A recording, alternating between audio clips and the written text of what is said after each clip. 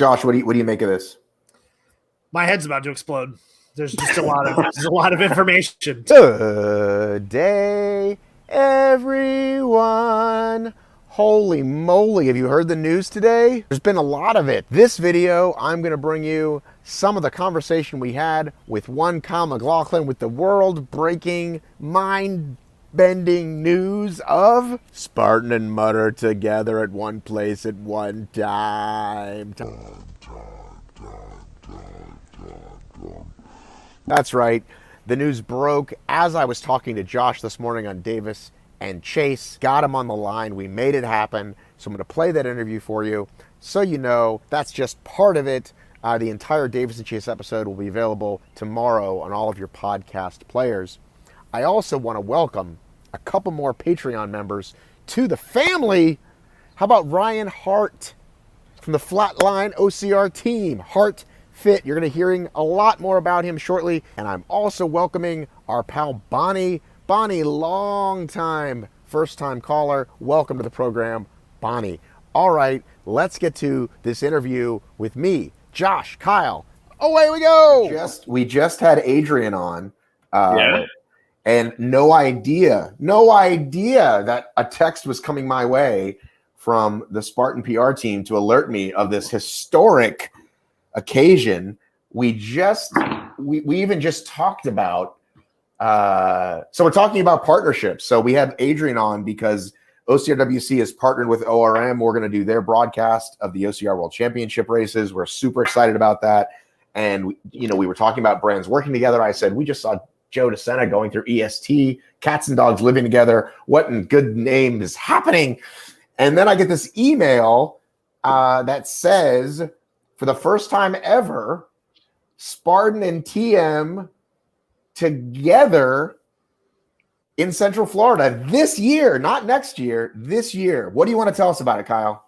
December 11th and 12th, Tough Mudder and Spartan, same venue, same weekend, full event lineup and courses.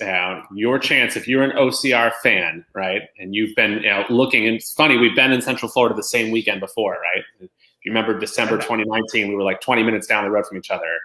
A lot of people naturally trying to squeeze in one on Saturday, one on Sunday.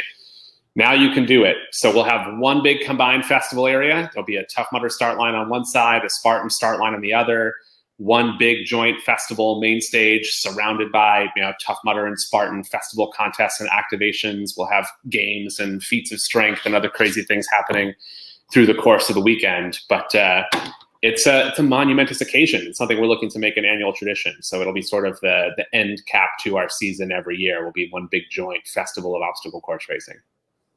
I'm kind of speechless. I'm Googling the distance from my house right now. Okay, it's definitely a flight. It's definitely not a drive. It's south of Orlando. So it's between Orlando and Miami, or dare I say, Central Florida. Central Florida. So down in the Sebring, Lake Placid area, pretty quick drive from Tampa, from Orlando, from Miami. People coming from your neck of the woods, Matt, are definitely going to want to get on a plane. But both Spartan and TM have got a big base in Florida, so we figured not a bad way to end the year in December. So here's the festival area, right? And over here's Corvell doing his thing. And so then over here is a Spartan start line. And so I never the twains shall meet. Like, how does this work?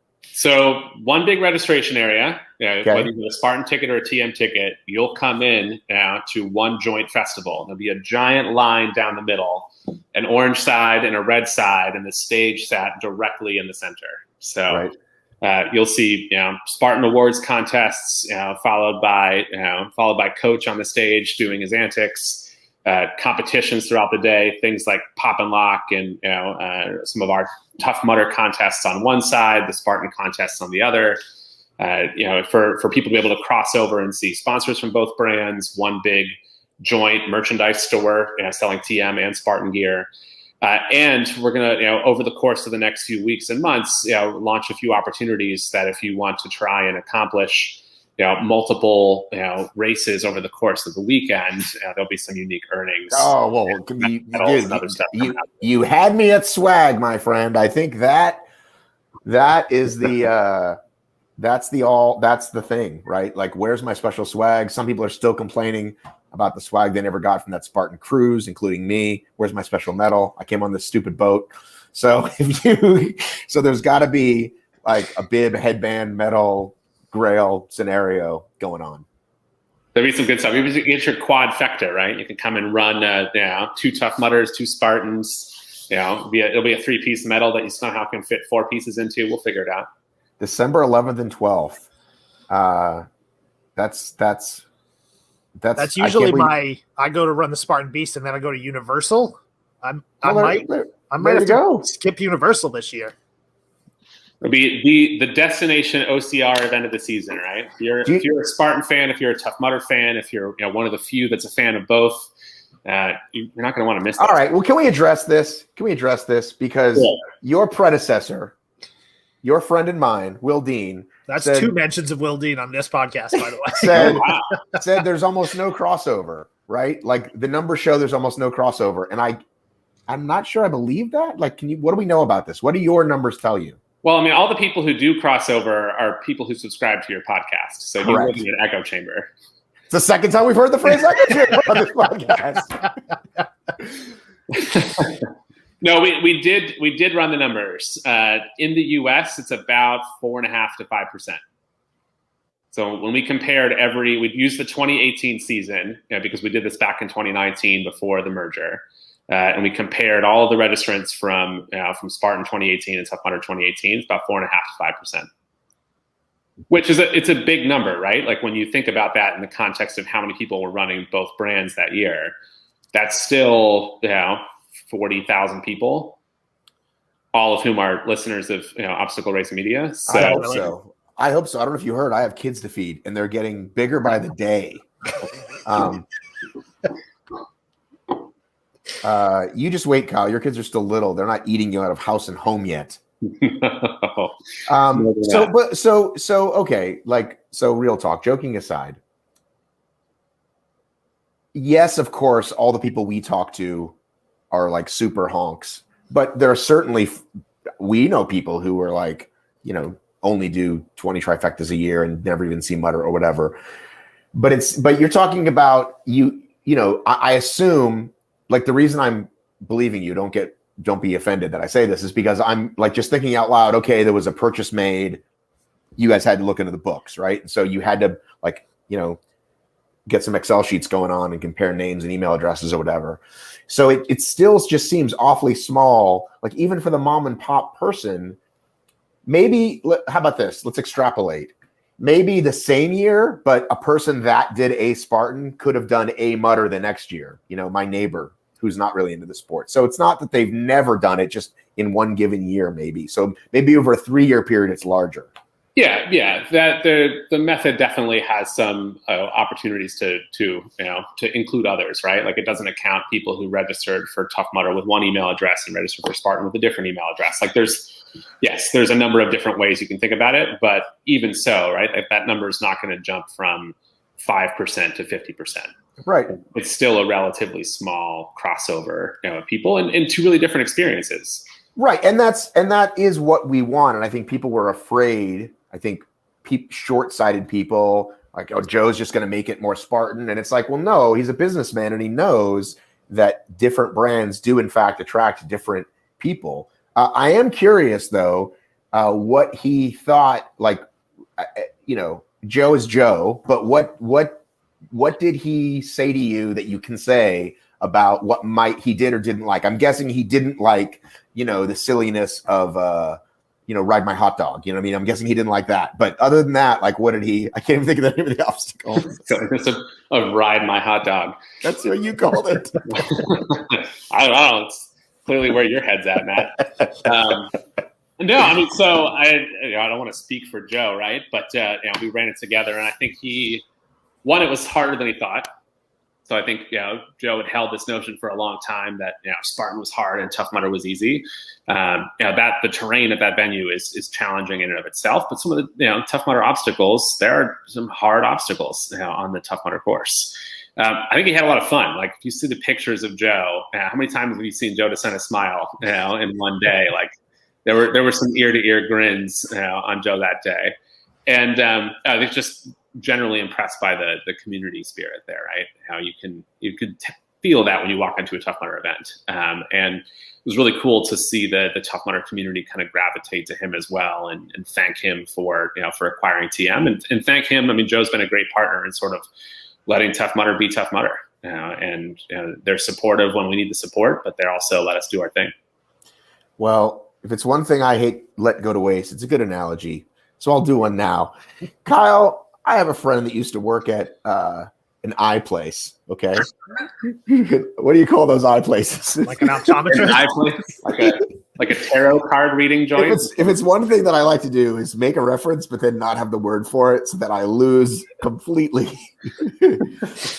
Name a chain of now it's the Price is Right or whatever. It's the Newlywed Game. What's that name of that game show? The $10,000 pyramid.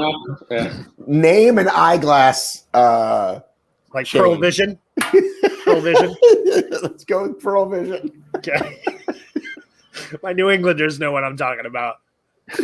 I had a friend who was a manager of a Pearl Vision, and when his boss's boss would come to the store that day, he was super nervous. He made sure everything was clean. He was he was a little, his boss's boss was coming.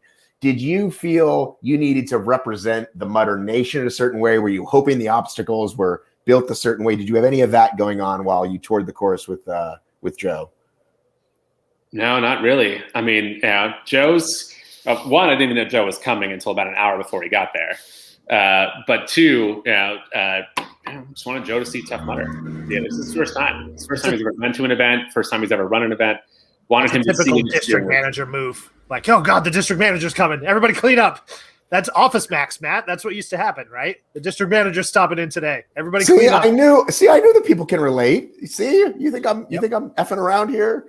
I just needed the name of a glasses place. Also, I don't like that you imply that Kyle and Tough Mudder just mail in building their obstacles. Like, hey, we got these extra screws. That's fine. Nobody's going to be here. Of course. No, not. Joe's going to be here. You should really find a place for those extra screws. No, listen, Kyle. I know you're very confident in your brand.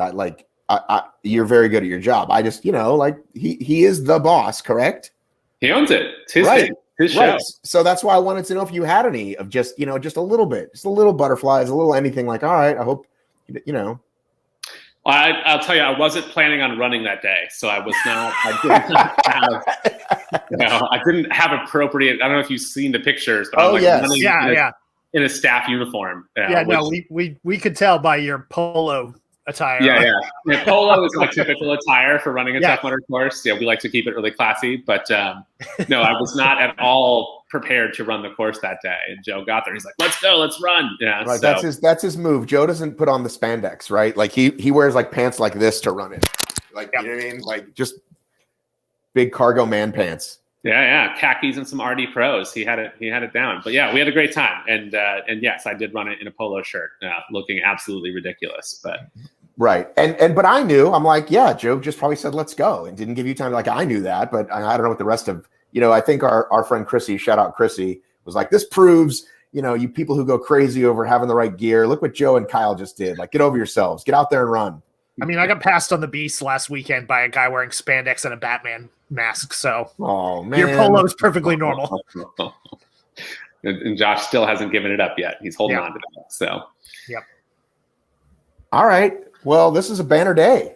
This is a big day. So, look, we're going to be rolling out a number of announcements about the joint sort of Central Florida event over the course of the next few months. So, you haven't heard everything there is to hear. We are expecting it's going to sell out pretty fast because because of the amount of parking and the amount of space in the festival, like we do have set capacities for Spartan and TM for the weekend. So if you're on the fence, don't wait.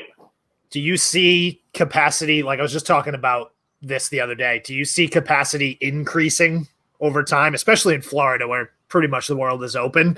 Like, are you planning on getting to a point where you're sort of removing capacity limits, or are you still sort of staying tentative? No, so August 1, we're basically pulling all of our capacity limits back to normal. But we've changed, at least in the Spartan's been like this for a while, but on the Tough Mudder side, we've sort of changed our approach. You guys know that we rolled out the ability for people to pick their start time when they register, back in the fall. Old Tough Mudder, you used to sign up for a day, Saturday or Sunday, and unless you signed up for Tougher, we assigned you to a wave, and then we would build the courses at different sizes to accommodate the waves. We're building a fixed size course, so we do have a fixed capacity, per hour. So the ultimate capacity for Tough Mudder US events will be set to 800 starters per hour, and we're about at 700 right now for the July events. So by August, we'll be back to full capacity. Well, I was hoping it wasn't the same week as Abu Dhabi, and it's not. So this is very exciting. No. We obviously picked a clear weekend where all of the brand super fans. It's a few weeks, so it's about a month after World's Toughest Mudder, a week after Abu Dhabi. So you've got no excuses to not be there. Yeah, if you're going to do this moving forward, I could definitely see this as sort of this like end of the year, celebration, right? You get all the sponsors down there, you get me down there, we make it a whole thing. A little jamboree. Well, look, so this year there will, and you'll see it live for registration, but we're going to be previewing the new Tough Mudder 10K distance that's going to roll out in 2022. So it'll be 10K, 20 obstacles. Is this breaking news? What's going on? Just love how you just slid that in there. You like that? You like that? You can't give these things to Matt too much at one time, or his blood pressure goes up. So that's very true. That's true. Gotta be gentle with that aging heart. But Tough Mudder 10K rolling out, 10K 20 obstacles that'll be previewing at the Central Florida event. We may or may not also be doing some obstacle beta testing down there at the Central Florida event. So you may see some new TM obstacles on course. So this is going to be our big destination, all the good stuff in Central Florida. All right. Okay. Well, I was about to let you go, but now we have to hold on. Okay. Now we have to cancel your 10 o'clock. Hey, can't cancel my 10 o'clock. So we messed around with distances, right? In the past, the Tough Mudder half, 5K. Half what is really the question. Tough Mudder what? Yeah. There exactly. There was this 2-lap thing that everybody loved. Not really. Not in my house. Right. Not in my house either. So the Tough Mudder Classic is the 10-mile distance, correct? 8 to 10 mile distance, right? Yeah, so next year we're going to sort of peg Tough Mudder Classic to be 15K, right? Which is like 9.5 miles, basically right there, and sort of a guaranteed thing. We've not delivered a course this year under 10 miles. Atlanta was like 11.5 before the tornado, about 10 after the tornado. Missouri was just over 10. We were about 10, almost 11 in New England this past weekend. So 10 Classic is 10 plus. It's going to be about 15K, so right about that 10 mark next year.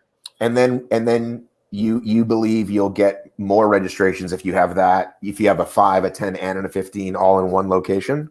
They're not going to be run all at the same time. So, you will see Classic, 15K on Saturday with some 5Ks on Saturday, like late morning, early afternoon.